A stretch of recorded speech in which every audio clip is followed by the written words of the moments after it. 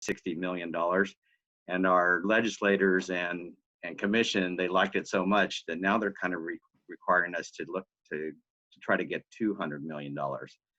And we actually were successful. Last year we did about $230 million. And what's happening is Lean Six and also value engineering and CMGC, design build, different innovative tools are being used to get those efficiencies.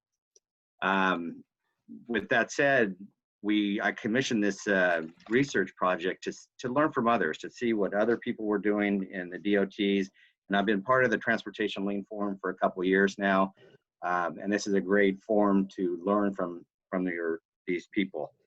So I do want to thank Gary from Colorado, and there's a few others, Martha Johnson from Florida, Cassandra Love and John Powell from Illinois, David Putz from Iowa, Karen Miller from Missouri, and Patrick Cowley from Utah for giving their input. And basically, I mean, we did an internet search, and then we did some surveys and did some interviews with these people, and they supplied us with a lot of good information.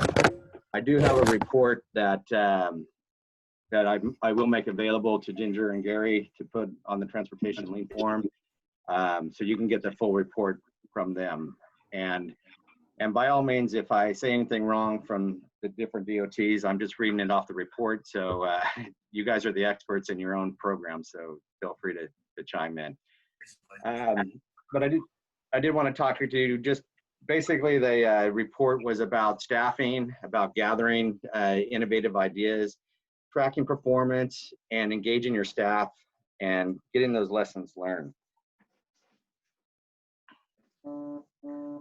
So on staffing, on some of the findings, you'll notice that most of the process improvement organizations are within the director's office or within the planning and investment branches.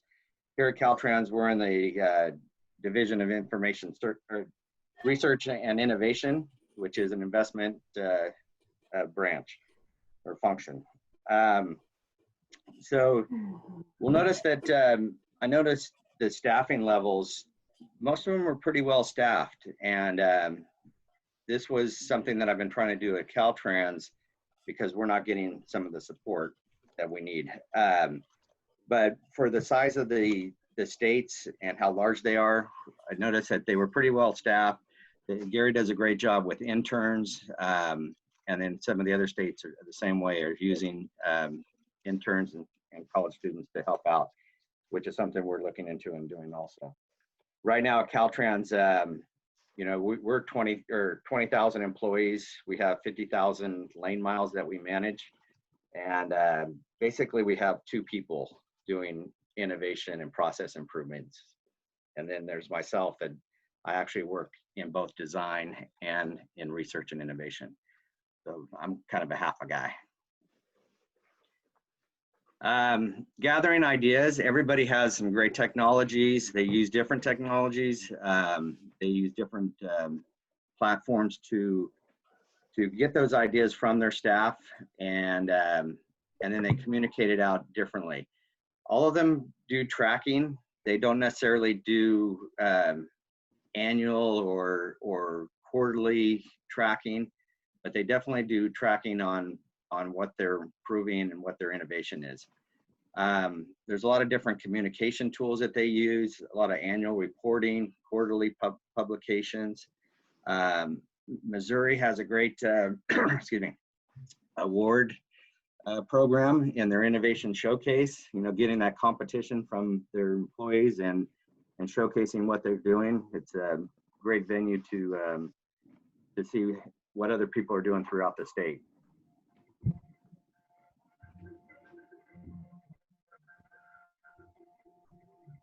Culture is tough. Culture is a hard road to do. It takes time and effort to get everybody on board, and you'll notice that that things don't happen overnight. It's a long road. You have to set up a process, and most of these programs are pretty well established. They have a formalized process. They're using, you know, Illinois uses the rapid results tool, and does workshops, you know, getting their staff involved from the bottom up. You'll notice that, that many of them use different technologies and training, and make that investment to change that culture. And it's a big, it is a big task, and most of these, or all these states, have done a great job doing it. Some of the lessons learned, starting small, recognizing each and every little win and trying to build on it. Identifying good champions. This is, you know, you need a few good managers, a few good people to really get buy-in and really champion the idea of innovation and getting process improvements done. Like learning from others, like the Transportation Lean Forum, there's a lot of information out here, and there's no use to reinvent the wheel, because there's a lot of good experience throughout throughout the states or the nation, and even the world, really. And especially in the lean world, there is a lot of information on the internet and everywhere. You know, this process improvements, it brings people together. I'm not sure if that's going to work in the new COVID world, but we're going to figure that one out. But, you know, it's getting those people that do the work to come up with the solutions, and really getting buy-in from your leaders. And that's what makes a good culture to get more innovations. Focusing on performance management and tapping into that data, it's really, that's where the story is. It either can tell a bad story or it can tell a good story, but using the data to help with that story is definitely a good lesson. It's a good practice. And then telling the community, or telling your staff what's going on, communicating to the world what you've done, and sharing your innovations throughout the nations is a great way to get things done. And employees appreciate your you know, what they're doing, and they're part of the solution. So it really changes the culture. There is, you know, try to create an elevator speech. You know, what's in it for them? How can we help you? And how can our process improvements really change the way you do business and help your staff collaborate together and come up with solutions? So in conclusion, performance is really driven from the top. You have to have that buy-in and have that leadership to really drive it home that it's important to the department and it's important to them. But really the solutions come from the staff. Getting the staff to own the process improvements or the innovation, and getting leadership to buy into it really gets the culture changed to make you an innovative community. Really, innovation is everywhere. You know, every project that we do has its different challenges, and it takes innovation and different thinking to do these different projects. The only problem is we're all in silos, and we don't communicate what we're doing with everybody. So, you know, innovation does take an investment. It's not easy. It takes commitment and investment. So change is tough. So it'll you know, it takes a little bit of hard work, but it's definitely doable, and we do it all over. So the other thing is keeping the momentum. Leadership changes a lot. We're going through a huge leadership change right now in Caltrans. In fact, we had just a couple of months ago, practically our whole executive board has either retired or moved on to other ventures. We had 18 open leadership positions, which is a lot. And we started this lean journey in 2015, and we had a really good momentum going, but since we've rolled over to different leadership, we're still trying to get together to come up with that plan, and it'll happen. It'll work eventually. So now I want to switch gears and talk about our crowdsourcing tool. And it's called Innovation Station. So I'll talk to you about what it is and then some of the benefits. Now this is going to be really high level due to time, and really I think this presentation, or I could use a whole 15 minutes for talk about Innovation Station. So at a later date we'll present it in a better tone, a better detail. This is going to be high level. So this is our landing page. It's called Innovation Station. It's a program that we bought from Bright Ideas. And Bright Ideas is just a crowdsourcing platform.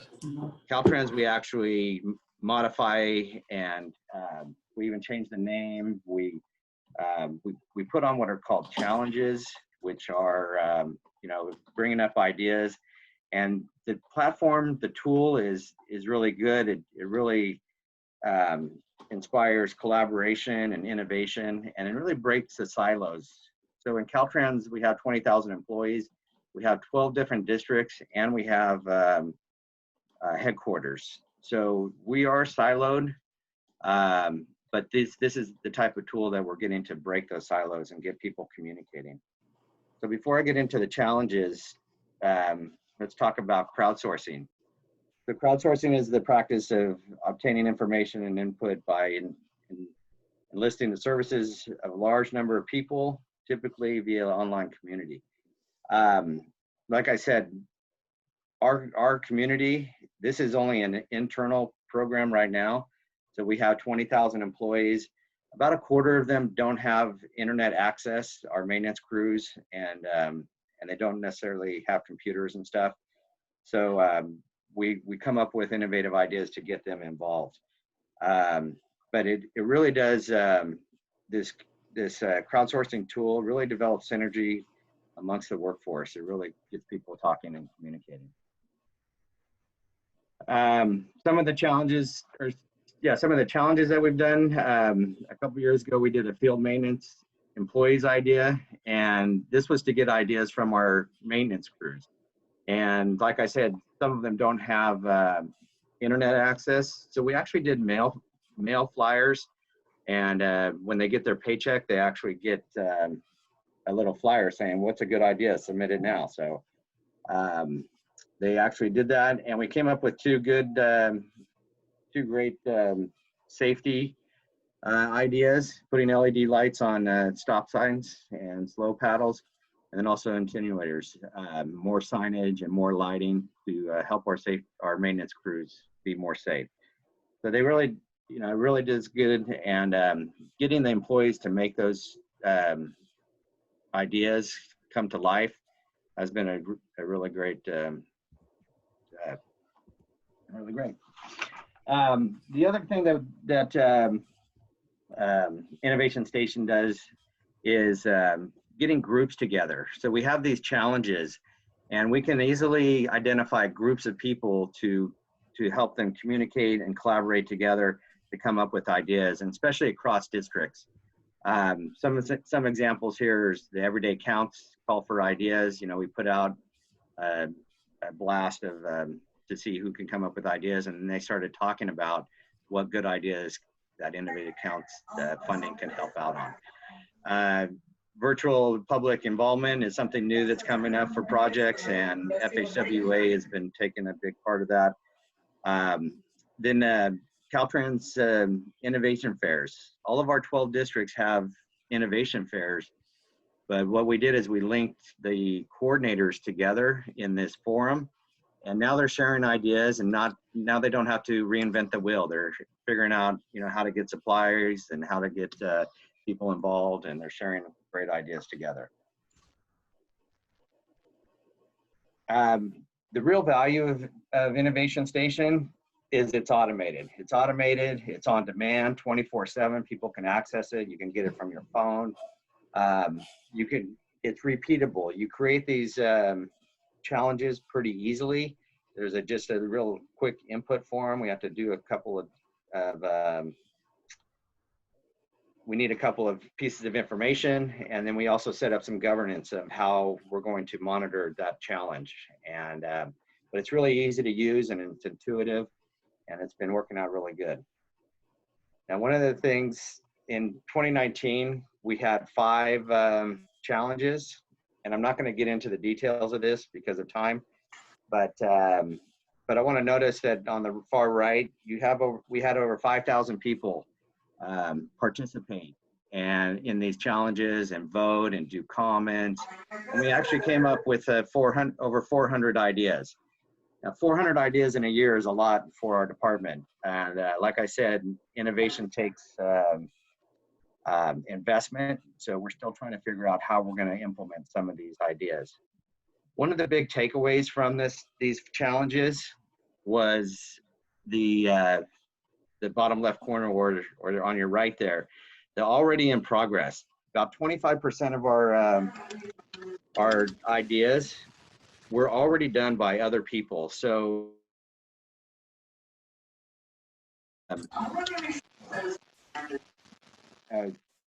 in one district, somebody would say, you know, I need this would be a great tool. And another district was like, oh, well, here it is. I've already developed this. And so people are sharing information, sharing checklists, sharing databases. So it's a real benefit to the department to cross those barriers of different our different districts, because they all do the same thing. We deliver projects. We're just in different geographical areas.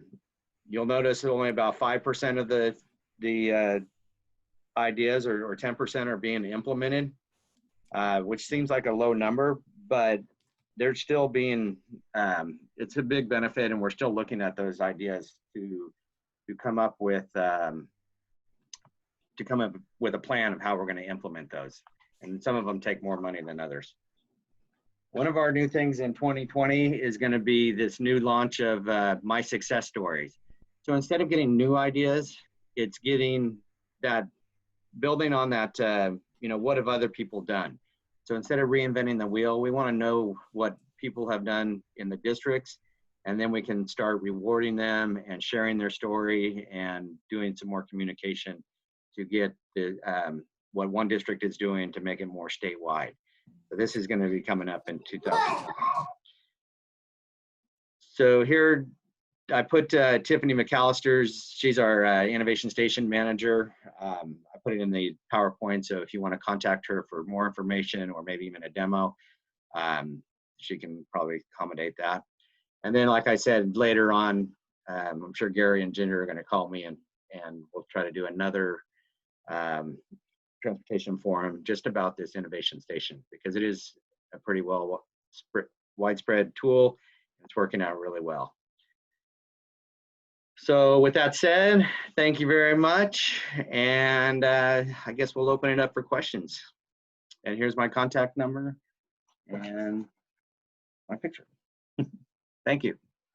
Troy, thanks. Terrific stuff. We have a few minutes for questions here, and then we can also pick up in the open forum session after our Highways England presentation. Who wants to unmute? And if you can't unmute, or you're experiencing difficulties with your microphone, please chat them into the chat pane, and Kiki will read them out. So go ahead and unmute. Questions for Troy and Caltrans. All right, we have one question from the chat from Moses. Reporting progress to executives. Any thoughts on realized benefits, measures, or summarizing program outputs for an executive audience? Yes, so we were really tied into the executive board back in when we started out. So the executive board meets every other month, or every other month, in person, and we were part of. We would always do a presentation for them, and we had metrics, our lean program. We do green belt training and black belt training. So typically we do about 15 projects a year, and we report out what we're doing and how it's working, and letting everybody know what the benefits were. So we do, and then we will be having an annual report come out here soon about our program last year. We're starting to do more annual reporting for the department. Wonderful, thank you. Namita asks, could you share any tips on how you converted management from blockers to champions? Well, I wish I could. No, so it started in the beginning, and it kind of came from leadership. So in the beginning in 2015, the governor of California at the time, Governor Brown, mandated that all agencies do a lean program. And our director and deputy director took that as a task to be a leader in it. And they set it up, you know, because they wanted to please their management, their bosses. So it really, you know, telling the story, and we do have a lot of good success stories. So we're getting our new management on board, and like I said, you know, in the last 3 months, it's been a huge turnaround. So I'm still having challenges on converting the new management to get to a better state of performance.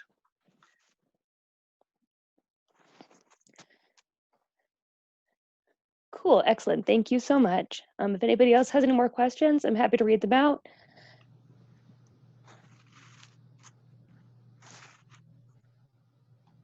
All right, well, perhaps not now. It looks like I don't see any other questions. Yes, I do see a question. Kiki, sorry, go ahead. Yes, Dana asks, what is your process for taking ideas from incoming to implementation? Do you do analysis? So as part of Innovation Station, we have a protocol that each idea goes through, and it gets evaluated by subject matter experts that come into it, and they write up a little an evaluation of, can it be done? Is it going to be, you know, the cost benefit analysis a little bit of, can it be done with not too much money? So each idea does go through a process to either become implemented or not implemented, or maybe there's other tools that are being done in a different fashion. So it's not the real idea, but it's the same concept. So we close out of the 400 ideas that came in. We pretty much have closed out every one of them. They go through that process, and our coordinator champions them through that process to get to some disposition of implementation. And it's easy for you know, the people that have to do the work do like to say no pretty fast, but with our champions and with our management, they've been pretty good about trying to get to the bottom of their to the solution, to getting it implemented, or some version of it being implemented. And thank you. And Nigel asks, does your new governor support lean as his predecessor did? I would say not as much. So it started with Governor Brown, and now Gavin Newsom. Well, right now he's got a lot on his hands, but part of that leadership, the new administration, many of our lean champions in the governor's office have been rotated out to different positions. I know the one that was spearheading the California Eureka Institute, Kathleen Webb. She's now in the DMV, so she's helping them be more process improvements because the DMV had a big issue with their new licensing and their backlogs and stuff like that. So I think he's a component of it, but he's not it's not his number one priority.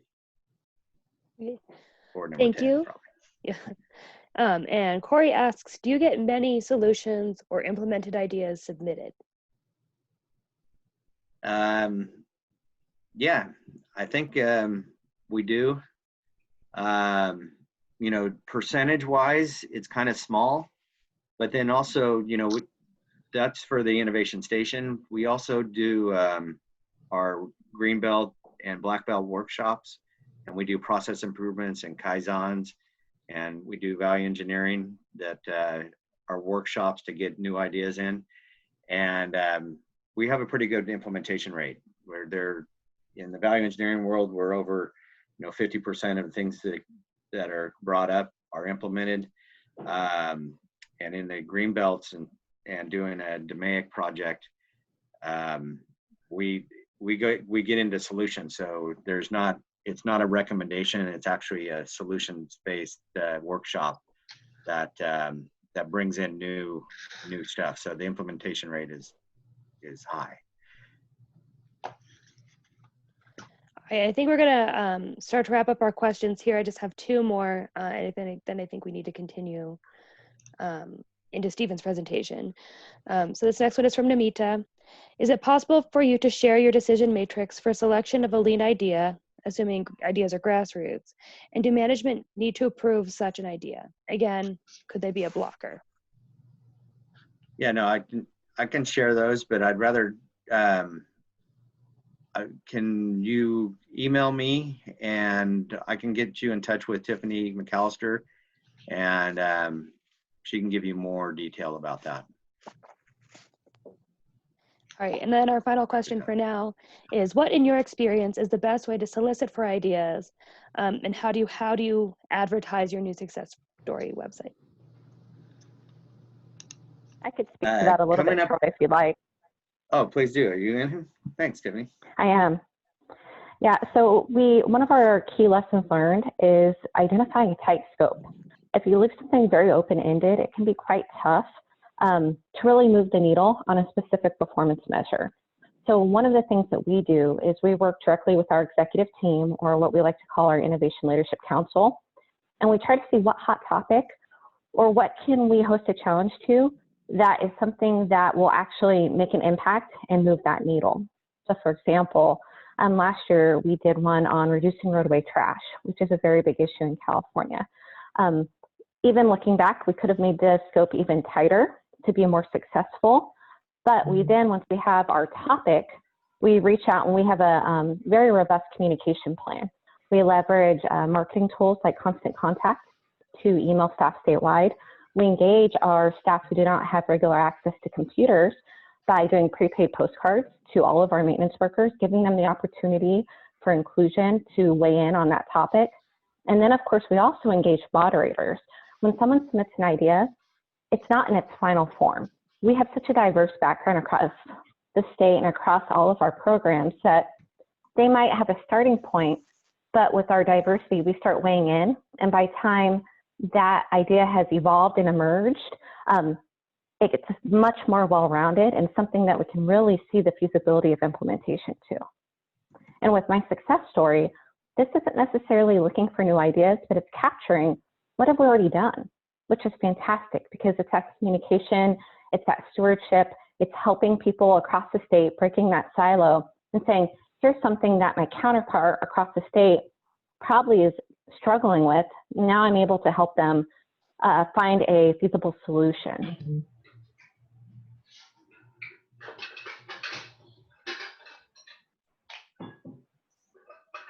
All right. I'm sorry, go ahead, Troy. I'm just going to add one thing that from that My Success Story, we're linking it to our employee success program and trying to give people rewards for their input. That's great. Troy, thank you very much. Love it, love it, love it. Troy, I'm hopeful that you're going to stick around and that we can have additional questions for you during the open forum. Are you going to be able to stick around? Yep, I'll be here till the end. All right, that's great. Thank you, Troy. Our second keynote presenter today is Stephen Greenhouch. Stephen is from Highways England.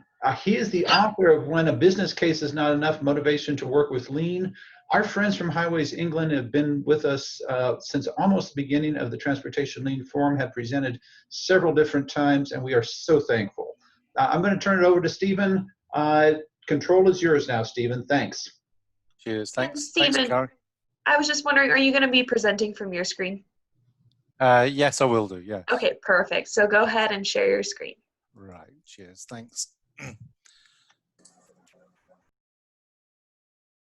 So, is that sharing now?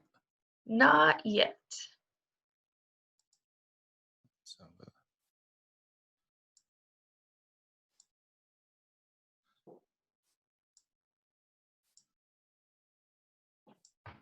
how's about now?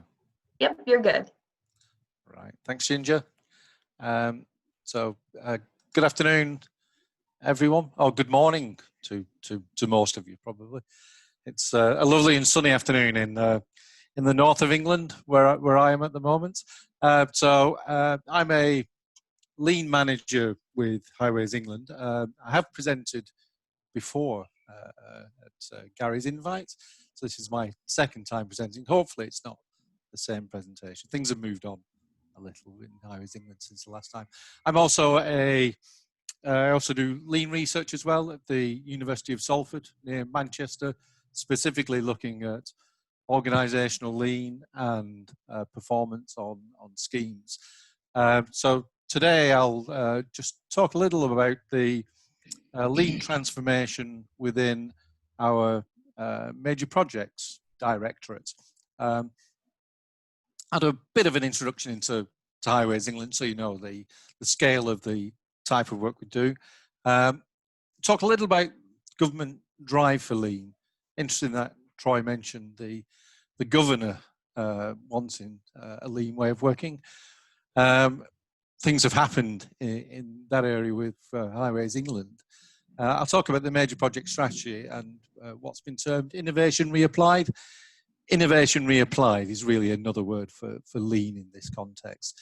And three particular elements that we are focusing on whilst we're doing this, that is collaborative planning, visual management, and performance and productivity improvement. Highways England, we look after the high-speed road network in England, in the UK. We have about 4,500 miles of trunk roads and motorways, which, although it represents only 2% of the total road network in England, we carry 1/3 of all traffic and 2/3 of all freight. We have got around about 130 major projects in our current programme. So major projects range from about 30 to 50 million pounds, similar to dollars at the moment, up to our biggest scheme is about 6 billion pounds. So that's the major projects portfolio of work. Highways England was established by the UK government in 2015. Before 2015, we were a government agency, and we were subject to government funding restrictions. Generally, we were on a one-year funding programme. So each year we had to rebid for funds for the following year. In 2015, it was decided that a much longer term funding plan was required. So we got changed into a government-owned company and had a 5-year funding plan. So the funding at that stage for 5 years of improvements was 16.4 billion, but as part of that, we were required to generate savings of 1.2 billion. And interestingly, in the road investment strategy for 2015 to 2020, there were no references at all to lean within that strategy. So we fast forward 5 years to the road investment strategy that was published a month or so ago. For the next 5 years. And there are many references to lean now in that government strategy. So it's quite specific nowadays that there's an expectation that our programme will use lean to deliver. So the investment programme has increased from 16 to 27 billion, but consequently the amount of savings we require has also increased now. So we've got to save at least £2.3 billion over that funding period. So the innovation reapplied strategy applies to major projects. So major projects is one of 3 directorates within Highways England. So major projects look after schemes and improving the network. We have an operations directorate, which is responsible for operating and maintaining the network, and also the directorate where I sit, which is responsible for supporting specialist services within Highways England. There are 3 aspects to the innovation reapplied strategy. That's collaborative planning, visual management, and productivity and performance improvement. And these are the lean elements. It was interesting, last year, I think Neil is on the call. Neil managed to get our chief executive to speak at IGLC in Dublin, speaking on lean matters, something that he really didn't know that much about when Neil badgered him to talk at that event. And we also got the director of major projects to talk at the Lean Construction Institute UK Summit on lean in our major projects programs. So by getting those 2 leaders to actually demonstrate Highways England's lean journey and what we were doing in lean, it really helped us raise the profile of lean at that leadership level. So now the major projects directorates are very much focused on using lean to deliver, and the innovation reapplied element of that is considered to be an early win. So the first aspect and collaborative planning, we've developed a minimum standard for collaborative planning within Highways England. We've been doing collaborative planning for a number of years, but actually the application of collaborative planning, or the last planning system, as some other people might know it, has been a bit mixed. So we developed that minimum standard, which shows best practice in the application of collaborative planning on our schemes. We've developed some handy guidance. We're also looking at digital solutions, and the current situation means that more and more digital solutions will be being used. And also we've introduced a more rigorous assessment and audit process of lean on the projects, and in particular collaborative planning and visual management. This is one of the guidance notes we produce. It's an A5 booklet. There are 4 pages to this, and basically it just goes through the key elements of collaborative planning that should be undertook by a project. And we have some top tips for teams undertaking this on what they should do, and details of the improvement cycle. This really is meant for teams to use rather than the standard. We will audit against the standard, and the standard can be used to establish things, but we're expecting these guidance notes to be of more use to teams in actually applying collaborative planning on schemes. This is the audit sheet we use. We've been using this for a number of years now. There are 5 different areas of collaborative planning that we look at. We audit teams on a 0 to 4 level scale. The projects that we've audited in the past have generally been in the scoring between a 1.5 and a 2.5. We've actually decided that because we've been doing this for some time now, where the level needs to be increased. So we've set a minimum standard of 3 out of 4 to be applied on our major projects. Visual management and mission rooms follows a similar process. So we've developed a minimum standard. We've produced guidance on visual management for schemes, and that means schemes that are in both the development stage and options being designed, and also in the construction and the implementation stage as well. So the guidance covers all aspects of a project life cycle.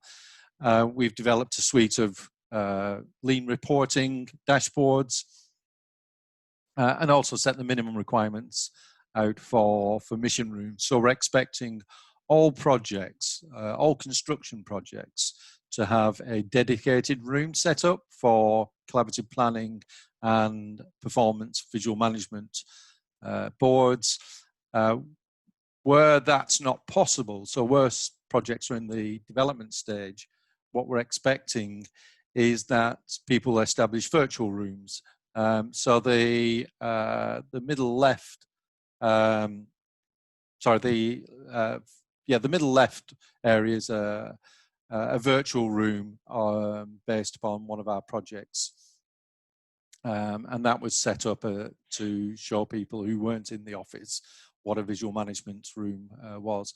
The top left is taken from the Facebook Centre in Ireland, which is very much an area we would like to be moving into in the next 5 years. We want to have collaborative 3D planning, visual management, integrated screens, that type of thing on our projects and on our in our development schemes as well. Again, for visual management, we've got a series of guidance notes that people can use with the requirements for visual management and schemes. And again, some top tips on how to hold effective stand-up meetings. We developed these standards in consultation with our suppliers, both contractors and consultants. We gathered their ideas. We were quite open in asking people if they had a good idea, could we pinch it? And virtually everybody said they were quite happy for us to use their ideas if we thought it was going to be useful. So again, the visual management standard is something that we expect project teams to be working with, rather than the actual minimum standard itself.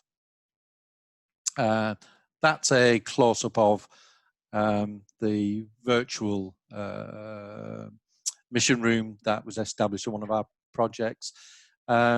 It's actually a system called Matterport, and where those green circles are, you can hover over those green circles and you're able to zoom into that aspect of the board. A very good and useful training tool, this, for projects, to show what the typical requirements might be of a scheme and how those boards should work and how effective visual management can be.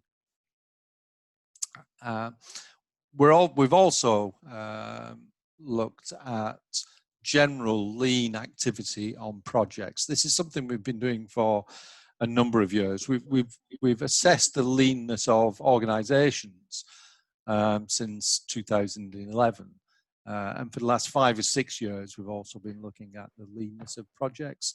So this is our lean project assessment tool. We look at 10 areas that are the same areas that we look at when we're looking at organizations. And again, we use the same scale of 0 to 4 in terms of leanness on organizations, and we score those projects in lean activity. And again, in going forward, whereas most projects have been operating between 1, 1.5 to up to 3, some projects are very good at lean.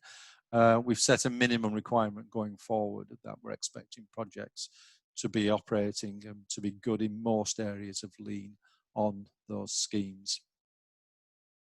A key aspect of our work is also performance and productivity management and improvement. The major projects director has asked that we increase productivity by 30% over the next 5 years. So what we've done, we've set productivity targets based upon a lot of data we've collected on our major projects programs.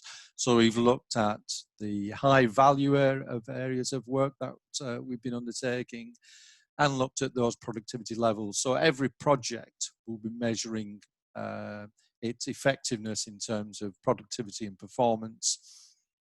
Where those projects are not meeting our expectations, they will be expected to do focused continuous improvement activity, such as work studies and process improvements. We've also set a minimum requirement to achieve 80% in terms of percent of plan complete from the collaborative planning last planner method. We had a previous target of achieving 70%, where we've seen schemes doing collaborative planning to a good level. That 80% has been achieved. So again, we've set a minimum requirement of 80% going forward. So any scheme that's not achieving that level, we'll expect them to be doing improvement activity on those areas that are failing to meet the requirements. In conjunction with all that work, we have a series of lean dashboards. We use the Power BI system. We moved over to the Office 365 platform a year or so ago within Highways England. So we're now using Power BI to measure, to display, not measure, to display leanness across our programs of work. And we can do this through the programs themselves. Major projects as 3 programs, so we can see the effectiveness of lean across those programs. We can do it by supplier, and we can do it by region as well. So we can look at each particular region, each particular director. We can have a look at their work and see how lean their projects are, and also that allows us to focus our training and support activity to support those projects that aren't quite getting to our desired levels. We're expecting most of this to be in place at this stage, but obviously recent events have rather made things a little more difficult. In terms of people, what we are doing, we've partnered with the Lean Construction Institute in the UK, and they have developed a training program, an online training program, where we can develop teams. We've identified projects that were due to start in March and April to be pilot studies, where we would be giving targeted support to those projects, and they would have specialist lean support as well as their own lean specialists, their own lean practitioners from the suppliers on those schemes as well. And currently we're evaluating the technology systems that we've looked at. A lot of our teams are already using digital collaborative planning systems such as iObea and TouchPlan and VisiLean and BIM 360. We're evaluating those because we want to ensure that if people are moving across to a digital system, it delivers at least the same benefits that we get from traditional collaborative planning, and that the additional investment in a digital system is actually worth it for us. So that's an area that we are currently looking at and seeing what systems are out there and how they might be used on our schemes. I've concluded what I wanted to say in that. And this photo wasn't this year. It would have been a real shame if I'd have decided to cycle to Greece in the lockdown. But I'm happy to answer any questions you've got now on anything that we're doing. And I think Neil Simmons is on the line as well. Neil's been was integral to getting some of those senior leaders within Highways England speaking at our conferences. Thank you. Stephen, thank you. Terrific stuff. And again, I appreciate your partnership and everybody else there at Highways England, formerly Highways Agency, throughout the years that we've had Transportation Lean Forum. Terrific. This is a great time for unmuting yourself to ask questions to Stephen. I think there are a couple coming in already on the chat pane. So Kiki, perhaps you could start us off with one of those. Yep. Nigel asks, how much of the 2.3 billion 5-year efficiencies is expected to come from lean? there's two answers to that question. The innovation reapplied target is 600 million. So we're through applying innovation reapplied on major projects. That's not just lean, though. There are other aspects to innovation reapplied. The ambition there is 600 million. For lean itself, so using process improvements and lean methodologies, we have a separate target of 500 million. We had a target for the 1.2 billion in the last roads period. We had 20% of that target, so we had to deliver 250 million of benefits, and we did that by quite some margin, actually. But we're in a different place now, so we're expecting the challenge over the next 5 years to be more challenging than the previous 5 years. All right, thank you. And Brianne asks, could you share how you organize your lean performance dashboards? How do you collect the data, and what data do you show? And then she follows up and she said some of the data was shown, but more details on how it was collected would be great. Yes, absolutely. We can do that. I can send through the mock-ups or I can probably send links to the mock-ups of the dashboards. Generally, what we're currently developing, we're on a sort of a spreadsheet-based system now, so we're interrogating spreadsheets. But whilst we're on lockdown and everyone is working, or most people are working from home, we are looking at better digital solutions. So we are moving to things like Power Apps and online forms to collect that data. But the majority of the data at the moment is collected through people completing spreadsheets on site. But we can send through a link to how those dashboards are mocked up. All right, thank you. That's all we have in the chat for now. I'll still be watching. Oh, Brianne follows up again. Was there an evolution of the data you decided to collect? Yes, there is. Yes, there is. What we set off on looking at productivity data was quite complicated. We were gathering lots of information in terms of resources, the type of plant used. But actually what we found is that we were being swamped with information that really wasn't proven to be that useful. So we've now simplified things where we just want people to measure high value items that are on the critical path, just looking at production and productivity data, and that we will do some analysis of that data, but we want people to capture simple productivity such as cubic meters, cubic yardage per shift, rather than complicated productivity data. All right, thank you. I'll be keeping an eye on the chat if anybody else wants to write in some questions, but y'all can feel free to ask some questions directly too if you want to unmute your mics. Stephen, hi, it's Neil here. Can you hear me? I can, Neil. You've not got a question for me, have you? No, I wasn't going to trip you up with some nasty one. I just thought it'd be useful just to pick up the point you raised that in this road period one that we were set the limit of 250 million and we have coming in the order of 330 million pounds of lean efficiency savings. Some of you may be aware, but we hold records of all the improvements on a thing called, we call them knowledge transfer packs. This is available to all of you.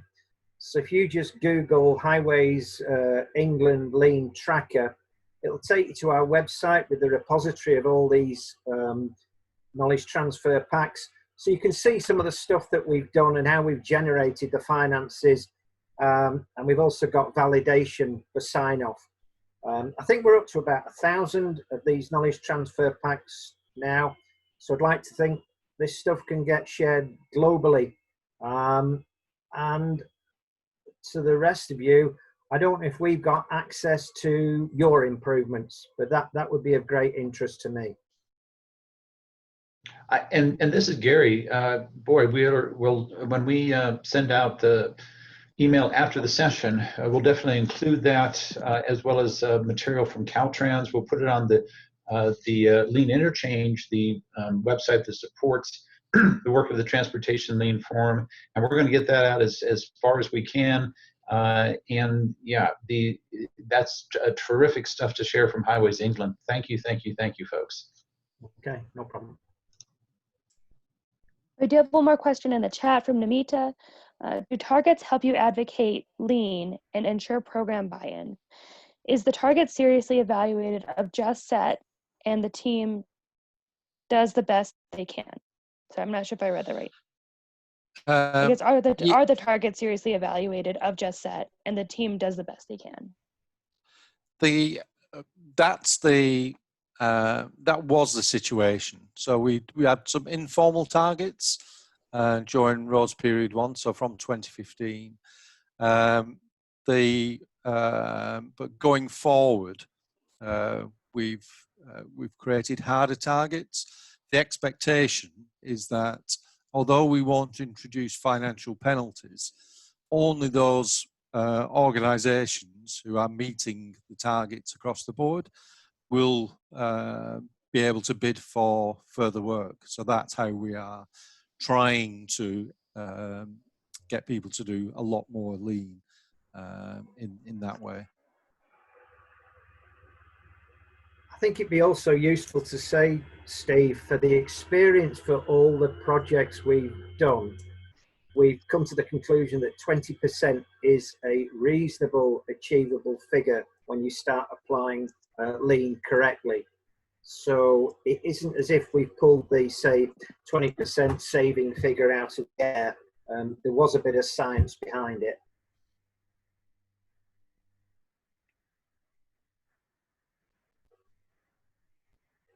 All right, that's great. Stephen, as always, thank you. Stick around. We are planning to go into, I'm hoping I can do, we're moving into our open forum session. Hey, Ginger, go ahead and take control back. For some reason, that is what worked before just isn't working for me right now. That's all right. So again, thank you. Our Transportation Lean Forum, I'm counting this, we have states that are part of it that you see colored in, the various provinces also, and our friends in England that are England, Netherlands, and Sweden that are colored in. I'm counting this morning that there are folks from 18 different state Department of Transportation. We have folks from the provinces of Ontario and New Brunswick, as well as York region in Ontario. And of course, Highways England. We have a very robust forum here. I want to welcome Jen Jewett, who is the Innovations Project Manager in Montana. We're adding Montana to the map this month, so welcome, Jen. Thank you so much.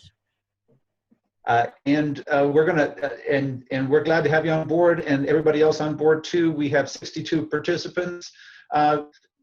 Ginger, go ahead and roll. We have an open forum. So open forum is it's open. I encourage everybody to brag about successes. Continue to ask Stephen and Troy questions. And we actually asked you, gosh, what's on your mind? There may be more than this, but there are a few different items on folks' mind, advice and suggestions for using 5S, visual, et cetera, during the COVID time. How has the virus impacted our improvement efforts? Do you provide lean training online? Interactive workshops. Has anybody completed a lean workshop, a lean improvement completely virtually? How's everybody moving to virtual mapping? Are there any organizations that are hiring right now? Certainly that's a concern for folks, not just in the process and in continuous improvement community, but other places. So it's an open forum on this. Let me start out, and Ginger, I didn't ask you, so sometimes I ask folks on my staff to do things at the last minute, which is almost impossible, but my folks tend to rise to that occasion, so I thank you. Do you have a slide on Corey's material? I do not. No, I wasn't able to get that. So I do ask for the impossible. Corey Niemeyer, who is with our Colorado Department of Public Safety, has actually published to another forum, and we're going to publish it here, various tools that we have that we're putting together here in Colorado virtually. So I want to give a big shout out to Corey and our friends at Colorado Department of Public Safety. We're going to push that out in the email after the session, and of course put it on the Transportation Lean Forums, Lean Interchange website. There's some stuff that we're trying to move virtually to. Of course, the COVID situation is in the past month and a half really changed the world, and so we're glad to share with the kind of things that we have that we're in Colorado that we're moving towards virtually. All right, with that as a breath, Keith, you may have questions to read from the chat pane or comments there. Again, this is open for questions, comments, bragging about things that are working. Let's take it away. Yes, so in the chat, Nigel is teaching a 10-week graduate class on project management. And he has some information in the chat if anybody's interested in joining that.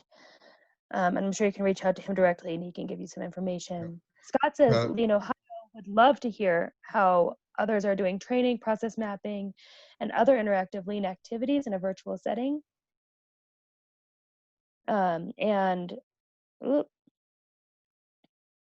D. Putz, I'm not sure there's not a first name there. That's David Putz from Iowa. Thanks, David. Thanks, David. Sorry, it feels weird just to say a username like that. Our new director has set a precedent by asking the workforce for feedback on short-term priorities set by our senior leadership team. I think the logical connection to this effort, as well as our employee engagement program, is the notion of gathering and acting on employee innovation ideas. What tools approaches have folks found particularly useful? So those are some of the discussion items going on. Maybe we can start with Scott's. What are other people doing in training, process mapping, and other interactive lean activities in this virtual settings?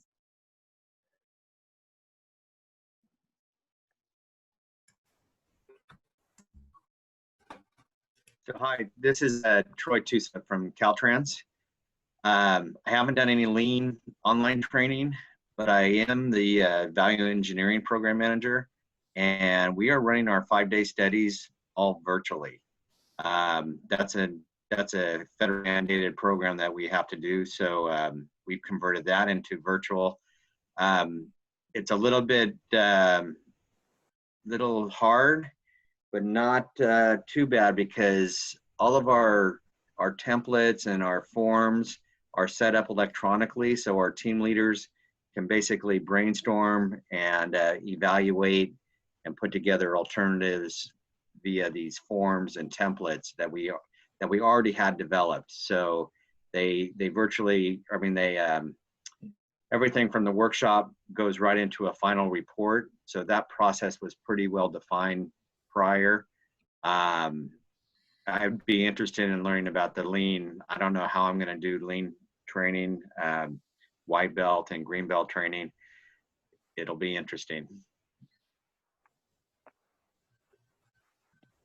So this is Justin Kenny from the Agency of Administration in Vermont, and I can talk a little bit about training. So like many other states, we have a white, yellow, and green belt program that we run, and we've just put all of that training on hiatus. Part of it is because our Center for Achievement in Public Service, where we do the training, is closed, so we can't actually do trainings there.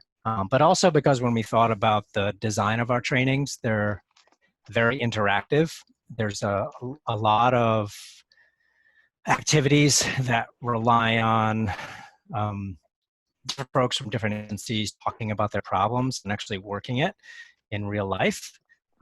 So we decided that doing that virtual space where we didn't actually have the right tools to do that was not going to allow us to deliver an effective training. So the way that we've been going about it is actually focusing on micro trainings and a lot of focus on productivity tools and tips. So doing 3-minute, 5-minute trainings on Microsoft Forms, Power BI, Microsoft Excel, Microsoft Word, little things that would increase a lot of productivity across the board for a large number of staff. So that's where our focus has been, is on doing micro trainings instead of those larger day-long trainings or 3-day trainings that we typically do. And that seems to be working pretty well.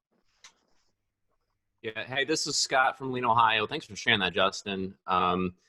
Yeah, I think one of the big things, I don't know if Julie from our office is on as well. She kind of heads up our training. And one of our big struggles right now is we have a 4-day boot camp, as we call it. And it's really driven around a simulated business process. And so that's been our struggle, is trying to figure out how on earth are we going to try and deliver this in a virtual world when it's so dependent on this hands-on simulation. So the one thing that has kind of crossed my mind is, how can maybe, can we break this up into, I guess, micro trainings, as you called it? Are there lessons that we can pull out and maybe try to, make some kind of a virtual based exercise and kind of cobble those together into micro trainings? But yeah, thanks for sharing that, and would definitely be interested in hearing anyone else's thoughts on that too.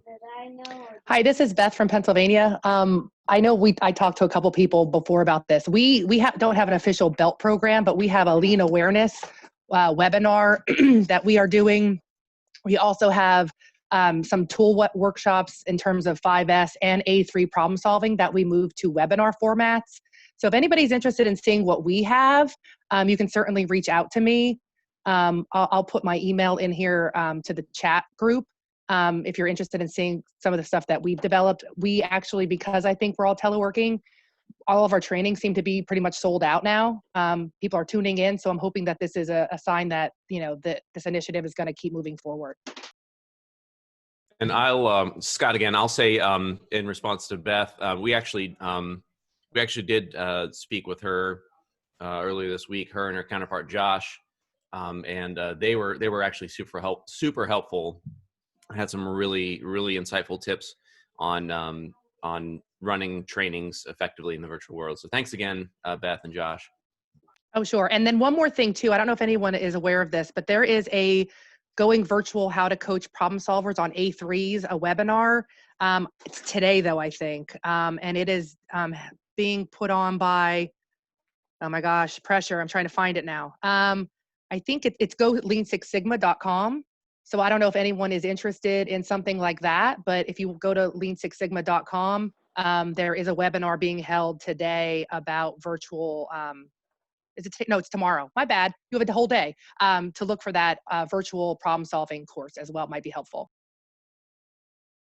Brianne here from Ontario, Canada. I just want to jump in on this conversation because we've been talking a lot about it as well. We had white belt training that was 4 hours, so like half a day in person before, and it sounds similar to what's being described. It had a simulation component where people were kind of in a fake office, put into different roles, and we had 3 rounds where they had a chance to improve the process. So we struggled with the notion of converting to online because we felt there would be quite a bit lost from the training, but we did it. We converted to online. We didn't convert the simulation component though. Instead, we created like a workbook, and instead of having like an actual simulated process, we have videos that we have found online, and also we continue to do research to find better videos where we have open discussion and a workbook where participants kind of think of a process that they have in their own roles and try to reflect on that and go through some different exercises to make it a little bit more interactive and not just have kind of talking heads in the training. So I'm happy to share a little bit more on that if people are interested, and I'll put my email in the chat as well.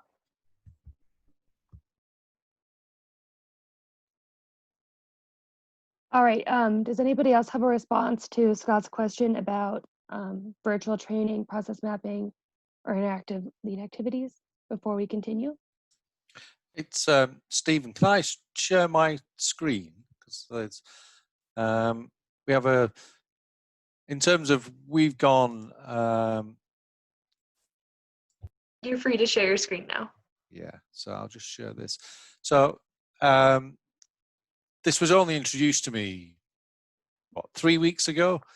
So we're using, for our innovation reapplied work that we're doing, we're using this system called Miro or Miro. And it's proven to be a really useful collaborative tool. So you can write your post-its. You can any number of people can work on this. So you can put your post-its down there. You can so you can write your work activities. We have a collaborative plan that's been populated up there. We've got some sprint work that we're doing down here. So I just think I haven't used it before. So we had some very useful team members who knew about this, who took us through this.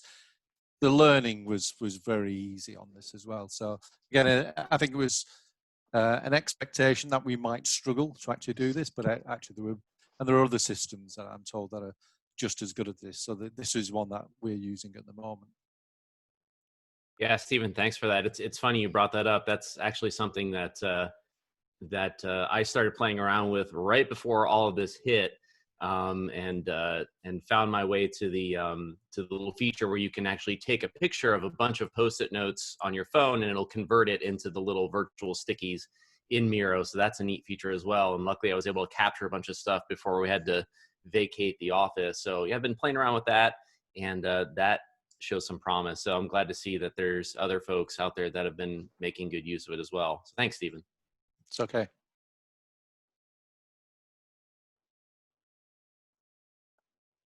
All right. Wow, this is great. I can't write fast enough. This is wonderful. I'm trying to read the comments so that I can keep track of where we are in the questions, and also know what's being answered and who's communicating in the chat. But moving forward, so the next question was, our new director has set a precedent by asking the workforce for feedback on short-term priorities set by our senior leadership team.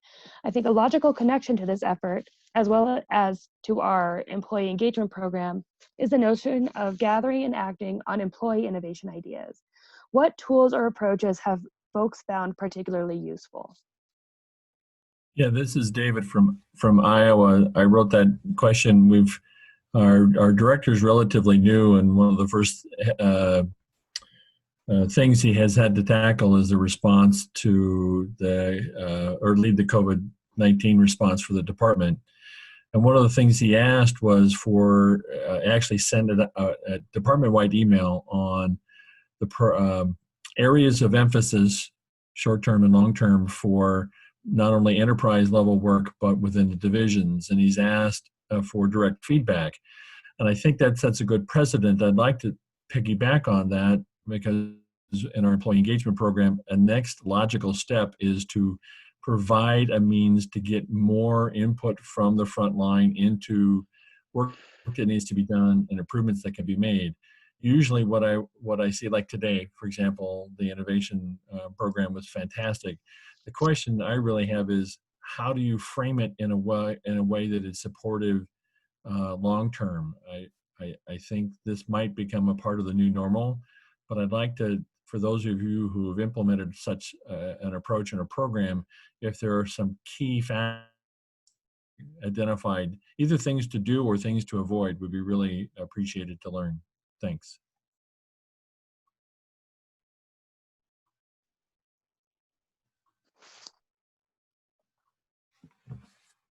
We're doing something similar at Caltrans. We actually leverage our innovation station. If you are able to share the screen, I can show you a screenshot of it.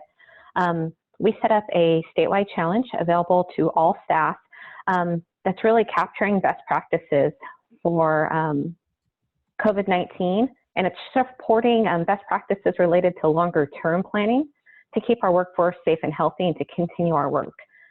And what that's doing is it's actually capturing ideas from staff on how they can better telework, what type of EAP is available to them, what other resources are there, collaboration tips, and that's like virtual water coolers, phone bridges, other ways that they're communicating, when, how, and the frequency, troubleshooting IT issues, like using Duo app, using our multi-factor authentication process, our UB keys, cybersecurity while working remotely, and other business practices like tracking your time when performing work directly to or directly related to the pandemic, anything troubleshooting telework agreements, ergonomics. And we've seen quite a good response from this, with staff being engaged in just really finding that sense of community and knowing they're not alone in it. I think it's been very helpful.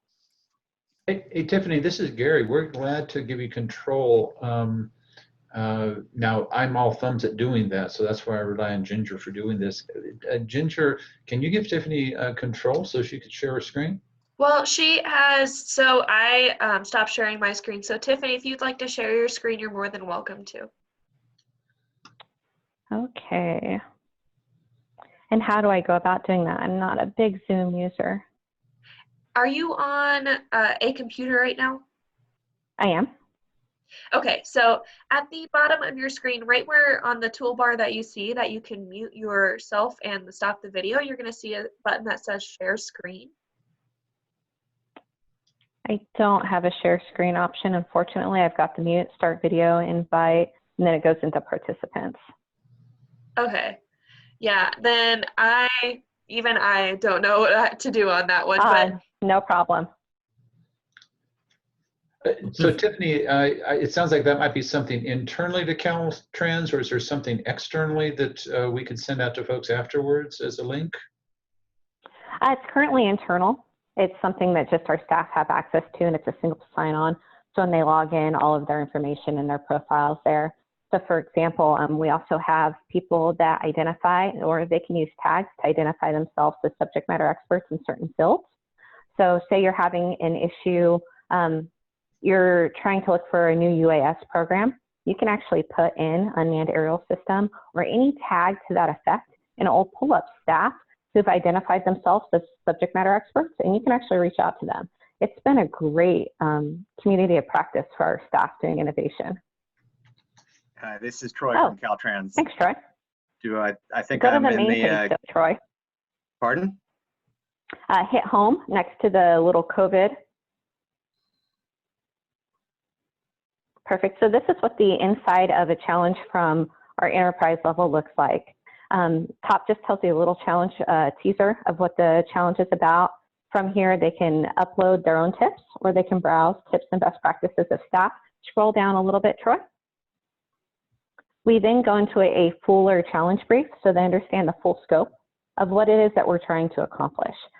Something that we find is very important. People get very familiar or accustomed to social media, and we always want to remind people that this is an extension of Caltrans. So all dialogue needs to be positive discourse. Not saying that they can't choose to not agree. They just need to use appropriate language and do so in a non-demeaning manner. So now, Troy, go ahead, and this is a little snapshot of recent updates. We tell who our sponsor is, who to contact if you're having issues. Go ahead and click on the show browse best practices, very top. Very top. Yep, you could have got there from there too. So when staff submit ideas, we have a submission form that kind of prompts them to fill out specific areas to give them a very well-rounded idea or tip that they're going to be sharing with staff. And then you can actually, I think at this point we've got 33 or so ideas which have been submitted. You can add photos to give a little bit better view. Go ahead and click on the one that you're actually above, the Caltrans remote desktop service. Down one more. Yep, click, no, you're on it a second ago. There you go. Okay. So this is a little teaser of what the idea itself looks like. We had our public information office and our District 1, which is in the top of our state, collaborate to do some helpful information technology videos, which they posted on YouTube. We can actually directly link to YouTube within our challenges, and we shared some of these videos on their behalf. We some of the fields that you complete are what are the benefits to this practice. Walkthrough, you can add additional attachments, and there's no limit to sizing. It's all cloud-based. And now I'll say, I think that this is fantastic. It's been really helpful to me. I can actually go over to the arrow in the top left corner and vote and show my support of that idea. What's nice is we periodically will send out marketing emails to staff to tell them what's new. And at that time, we actually identify what ideas are trending. This is something that our community has identified as being important to them, and we want to put it in front of the rest of the staff so that they can say, oh, you know, that's a great idea. I have some comments that I can provide to give some diversity and to give some value to that idea. And they can actually go down to the bottom of this thread and add additional comments to really do the provided value on each of these. This is a little different than our typical idea challenge as it's information sharing, but it can accomplish the same goal. Looks great. Appreciate your sharing. Yeah, of course. You got it. All right. Thank you so much. The next subject in our comment box is from Dana. She says, Texas DOT is retooling our Lean and Six Sigma training course to separate out the Lean only, non-Six Sigma content. Does anyone have course content for Lean that they could share?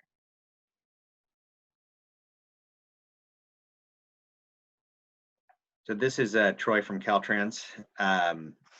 We actually have a customized Lean white belt training that this was post or pre-COVID, but it's a customized white belt training where we get about 24 people into the room and we divide them up into 6 groups. And those 6 people are actually from the same unit. So we're really doing a mini Kaizen on their own process improvement.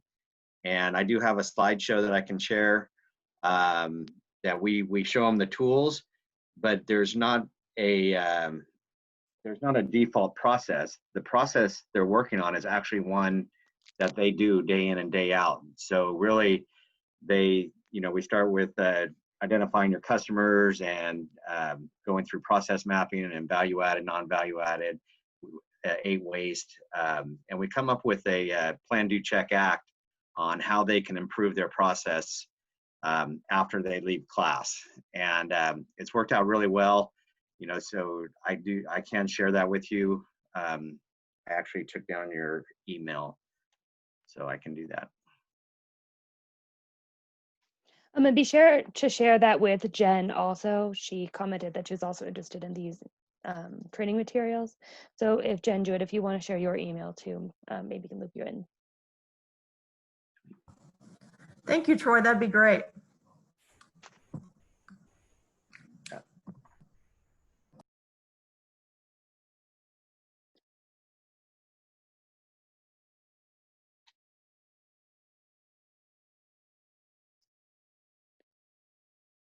Does anybody else have any questions for the group? And sharing successes, by the way. Yes, your please. success might be somebody's current challenge. So this is one place where bragging is always allowed and encouraged.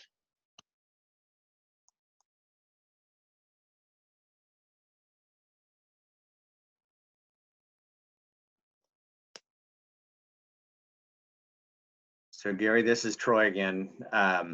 Maybe I should put the presentation on the Transportation Lean Forum web portal.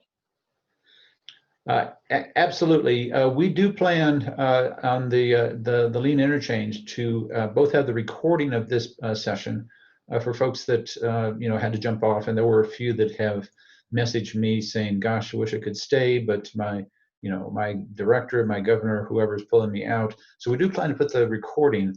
And Ginger, you have both Troy's presentation as well as Stephen's presentation, and those will be posted too, right? Yes, and if you would like to add any additional presentations, I'm more than happy to put another link on there as well. And it's very kind of you to offer, Troy. A lot of great material there from Caltrans and from Highways England. Appreciate that. How about other things to share? Successes, questions, comments? I know that I've seen a few comments rolling across the group chat that, Troy, there's definitely interest in having just a separate session just focused on the innovation station. Would love to to do that in the future. Are there also some other questions, comments, thoughts on these presentations, on other topics that come to mind, or some of the questions perhaps that were were sent in beforehand?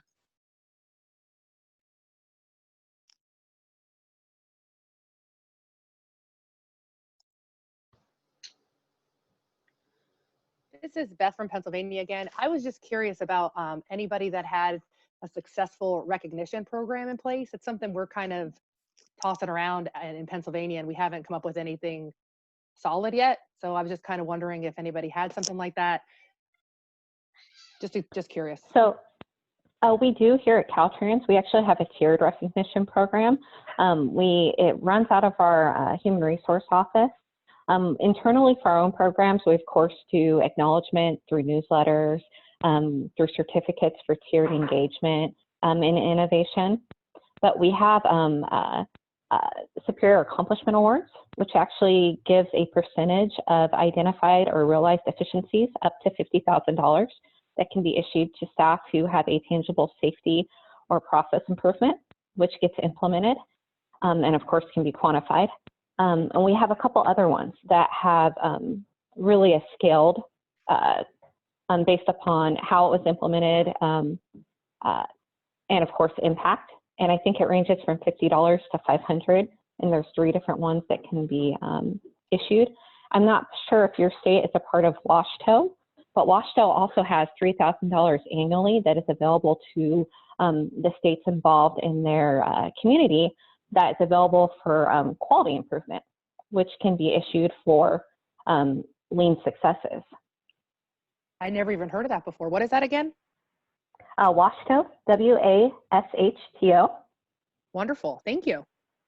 Of course.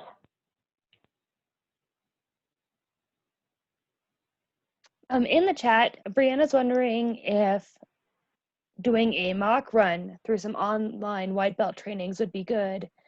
And maybe she'd like to invite this group. I think that's what I'm understanding from the comment. It could be run as a training sharing session.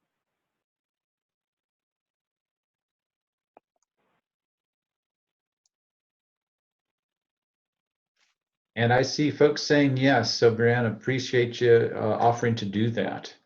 And again, I encourage everybody to reach out to each other, but we're also post, in addition to the presentations and the recording here, we'll post ways for folks to get in touch with each other offline. And boy, I know I'm sure would be interested too. And this might be a good opportunity to mention the LinkedIn group too. Would be a good way to casually share some resources and stuff that you do see on LinkedIn and share with people outside of the group as well. Great, appreciate you. We'll be sure to send that link again. A lot of folks are members. Some may not be of that LinkedIn, the TLF LinkedIn group.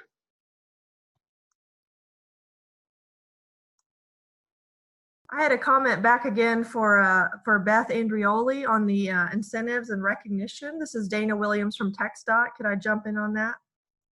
Of course. I was just going to add that we are still kind of a formative program in our formation, and we're early on. Couple of things that we have been able to do in the recognition area is one, we do a thank you note from executives. That's our executive director and the Texas Department of Transportation commissioner that's particularly most focused in our area. They do a thank you note for all submitted employee suggestions to our program. That's one thing. And the second thing is we have done using an existing HR process to offer an 8-hour paid leave award for folks who have implemented suggestions. We're talking about major cost savings ideas. So we just awarded 5 folks for those ideas. There was also a team before our program really existed as a full-time program. There was more of a work group across the agency that was like a part-time role for people. And they came up with a document with a range of incentives and ideas So far, we've only implemented the paid leave award out of that realm of opportunities of ways you can recognize people, but it might be useful for you, Beth, as some ideas that people can use. If you want to see that older work that we produced, we may continue to pull items off that list and implement them, but right now we've really just done that paid leave award, that 8-hour day off award. I guess the last thing I would mention is we've also been publishing articles about implemented suggestions in our what's called our TN magazine, which is our employee magazine, which is digital and in print, recognizing implemented employee suggestions. That's great. Thank you. And feel free. We have some great certificate templates that we'd be willing to share for recognition. Awesome. Thanks. And one thing to note is Caltrans, we have lanyards that have innovator on it, and we give those to people who came up with the implemented ideas. And those were actually paid for by our union. So we got our support from our union, employee unions to pay for those things. And I'd love to post these on the interchange. So I'm going to go ahead and put in my email onto the chat, and you guys can email your documents to me, and I can post those under tools from this meeting.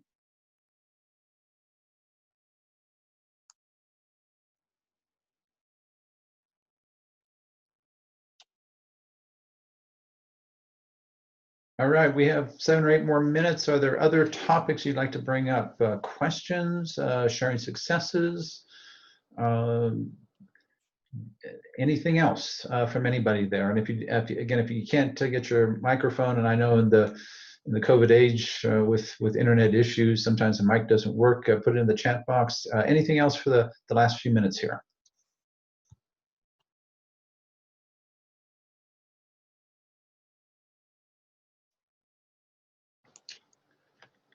Going? Gary, this is Troy.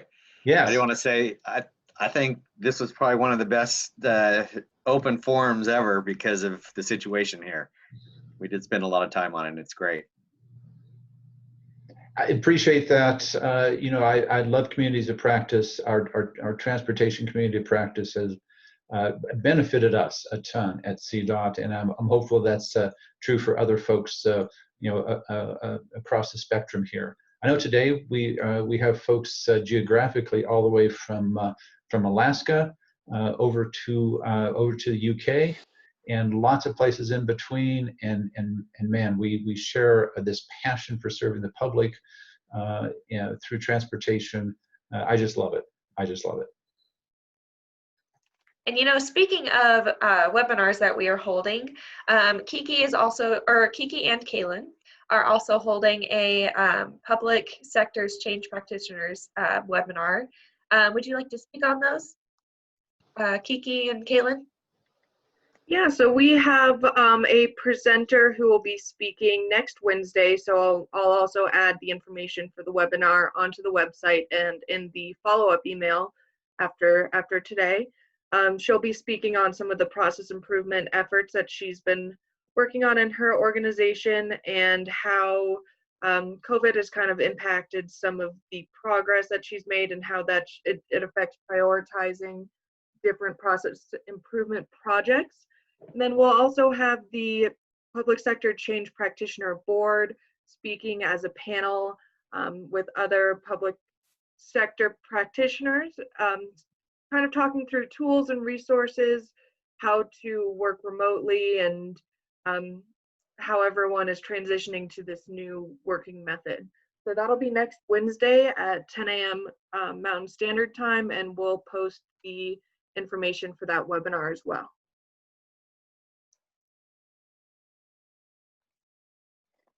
All right, that's great. We've had a few more postings on the chat, including from our friends in Ontario about COVID-19. Thank you, Namita. Appreciate that.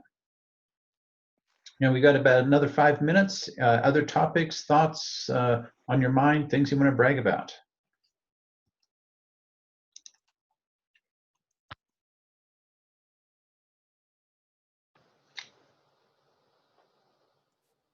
Going? Sold. All right. If we could go to the next slide. First of all, I would like to thank our presenters today, Troy and Stephen. Wonderful, wonderful, wonderful presentations. Terrific chats and discussions across the board. Thank you to everybody. I do want to let you know, and I'm glad to arm wrestle anybody on this concept. I have the very, very best team on the planet, and you've been able to, and you've enjoyed their talents today. First of all, thanks to our key producer, Ginger Kloska. Thanks for all that. Our assistant producer was Kaylin Heskovich, and on the chat was Kiki Kasi. Again, the very best team on the planet. I'll arm wrestle anybody who thinks they have a better team.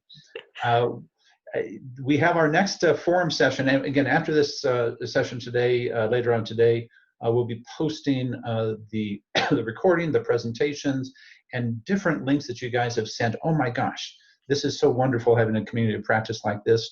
We are continuing the forum. Our next session is in June. That actually will mark our 8th anniversary of the forum. We started the forum, a different name. It used to have this very long name. We condensed it down to Transportation Lane Forum. But we started it in June 2012, so our 8th anniversary. If you want to be a presenter, please do reach out to me. I would enjoy chatting with you, first of all, and would enjoy hearing from you in the June session.